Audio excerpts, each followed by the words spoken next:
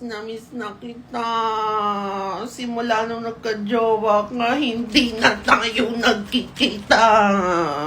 Feeling ko nga, nakalimutan mo na ako eh. Ano ka ba? Ikaw pa rin yung best girl ko. Promise mo yan ah. Tulad nga ng palagi ko sinasabi sa'yo, yung mga jowa-jowa na yan, they come and go. Pero ako, forever ako nandito para sa'yo. Miss na nga kita eh. Che! O ito, ipapadala ko na yung damit mo na naiwan nung huli mong punta dito. Ah, baka matagal pa yan. May date pa kami ng jowa ko eh. Ano ka ba? Naka-GoGo Express instant delivery ako. Kaya as fast as 30 minutes, nandyan na yung damit mo. Tsaka fix yung rate. So yung mga surge na yan, walang ganun. O diba, tipid? Tsaka panatag yung loob ko na safe yung delivery. Uy, ang galing, may ganun pala. Sige, padala mo na. Okay, sige. Go na ha. Ibubuk ko na. Ingat kayo sa date niyo. Bye-bye. Sana mamatay kayo. Ano? Ay, hindi pa pala. When the denominator is zero, it is undefined. Ikaw ba? Hindi ba ba ako? Klase na yun. Hindi ako yun ah. Everybody, stand up! Amoy niyo yung mga katabi ninyo. Iha pa bukas ng bintana. Ang asim! Parang si Fiona yung maasim. Oo nga, sa direksyon niya yung amoy eh. May I go to the comfort room? Okay, basta dalian mo. Oo nga, si Fiona nga.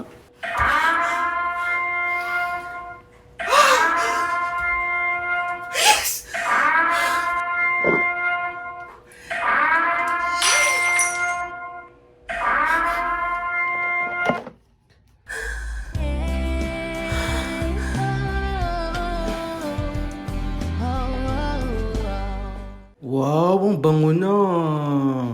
Sino yun? Ang bango. Ano, mission accomplished ba? Mission accomplished. Happy Teacher's Day!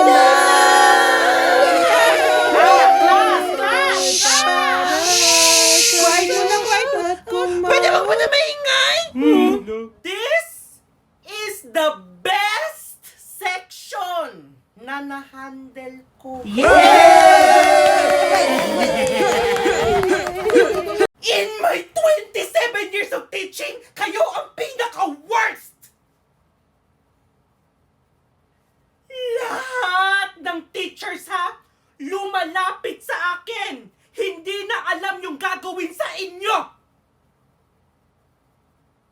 Ano nakakatawa? Buwisit na ba? Ano, may tinatago ka ba dito? Ha? Kaya di mo ayaw may bigay sa akin? Tignan ko nga kung may mga sulat ng notebook na to, ha? O, tignan mo yung notebook mo, silang sara na! Di mo inalagaan yung mga gamit mo, ha? Hindi na ako bibili ng bago. Tignan mo to, ano to? Walang mga sulat! Anong ginagawa mo sa school, ha? Nakikipaglandalan lang, ha?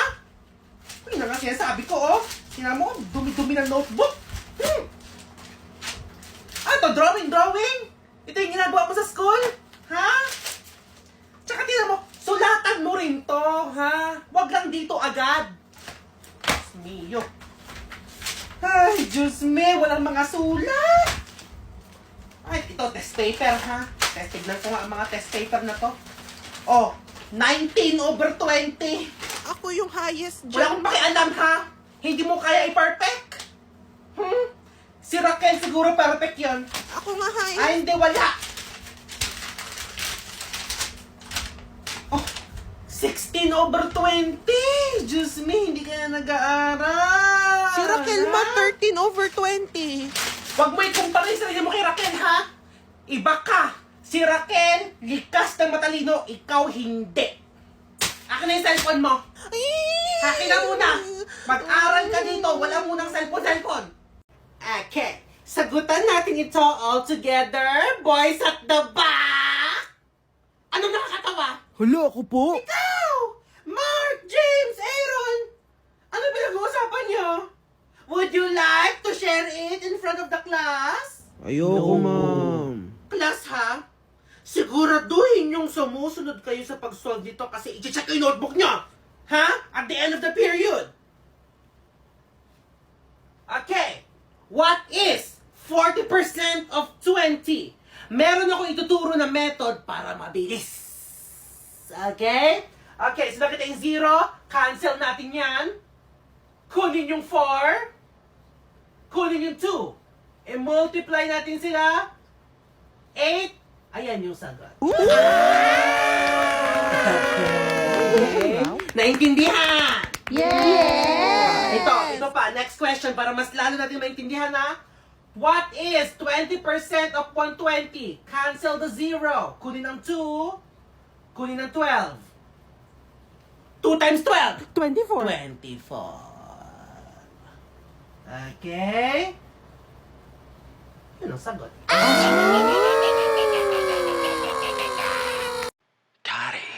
Uy, nandito ka rin pala. Ang tagal na natin hindi nagkikita. Bakit nasa Robinson Supermarket ka? I'm sure, bibili ka ng Maggi Curry Noodles. Kasi di ba, favorite natin to pag nanonood tayo ng movies. Dahil sa 12 signature Asian spices niya, saktong-sakto yung anghang, tsaka yung noodles, firm and bouncy. Parang ikaw, di joke. Okay, sige. Nice to see you again. Oh, bakit? May magagalit ba? Alam mo, samahan na kita mag-grocery. Tsaka, buti nga hindi natin nahihirapan bumili ng Maggi Curry kasi available na siya sa lahat ng supermarkets nationwide. Yeah, kaya lilipat na lang ako ng ibang supermarket para wala ng gulo. Sige, see you na lang.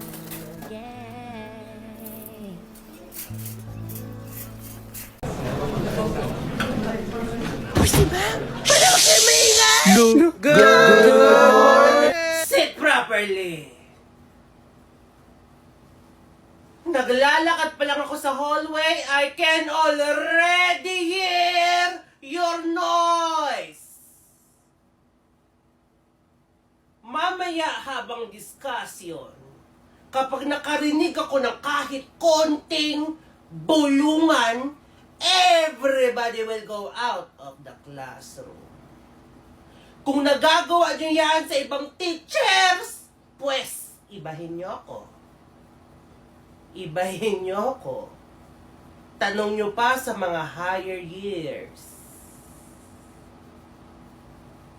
I love you. Ikaw talaga. I love you too. Excuse me. Sorry to interrupt ha. Pero pwede ba, Mark, mag-focus ka sa pagdadrive? Grabe naman. Anong grabe doon? Gusto ko lang naman na safe tayo dito sa kotse. Gusto ko lang naman makarating sa destination ng buhay. Anong grabe doon?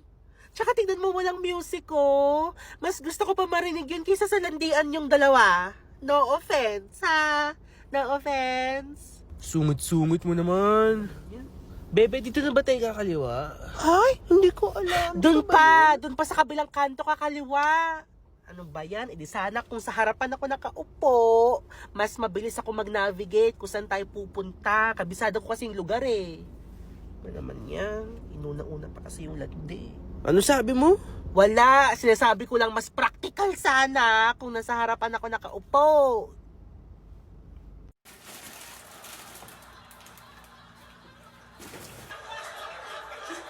Matulog ka dyan, ha? Kagabi, cellphone ka lang ng cellphone. Kala mo di ko naririnig, ha? Kaya bawiin mo yung tulog ba? Manda ka sa akin pag di natulog, ha?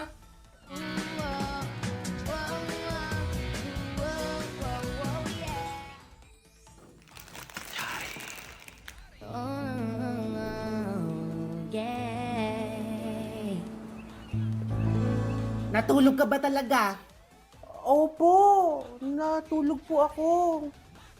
Oh, dahil dyan, niluto ko yung favorite mo na Maggi Curry Noodles. Hala!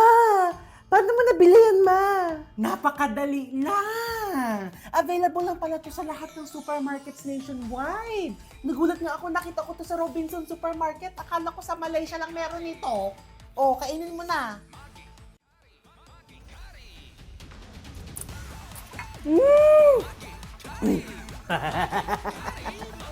Grabe yung curry flavor. Tsaka tama lang yung anghang. I love it.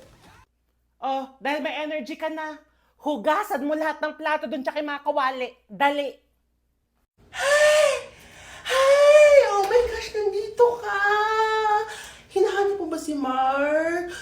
siya eh, pero gising. Sorry ha, pero suot mo ba yung t-shirt niya? Ito ba? No, it's not what you think. Oh my gosh, paano ko ba i-explain? Kasi kapag nakikitulog ako dito, hinihiram ko talaga yung mga shirt niya kasi comfortable, presko, mas masarap yung tulog. Yun lang. Oh my, anong iniisip mo? Wala ko Grabe grabe yung utak mo, your mind. Parang punong-puno na heavy traffic. Joke ko lang. Pero ano mo, parang kapatid ko na yan si Mark. You know, I consider him as my little brother. Bunso nga tawag ko sa kanya eh. Ano ka ba? Sorry, Kung ako sa'yo, umupo ka lang dyan, gawang kitang breakfast, at kung anong gusto mo, I'll take care of you. Quick! Kain tayo! Na, hindi ko makain jowa ko niya eh. Hoy, totoo ba? Hindi ka kumakain ng kwek-kwek? Hindi. Kikiam? Hindi. Squid balls? Hindi. Hala! Hoy, no offense ang arte mo. Hindi. Ako kasi, simple lang ako. Masaya na ako sa mga street foods. Kaya nga nagkasundo kami ni Mark eh, kasi parehas kami ganon. Kasi di ba kapag restaurant ang mahal-mahal ang gastos. Kaya ikaw, matuto ka kumain ng mga ganyan. Para namang hindi nauubos yung pera ni Mark sa'yo. Joke lang.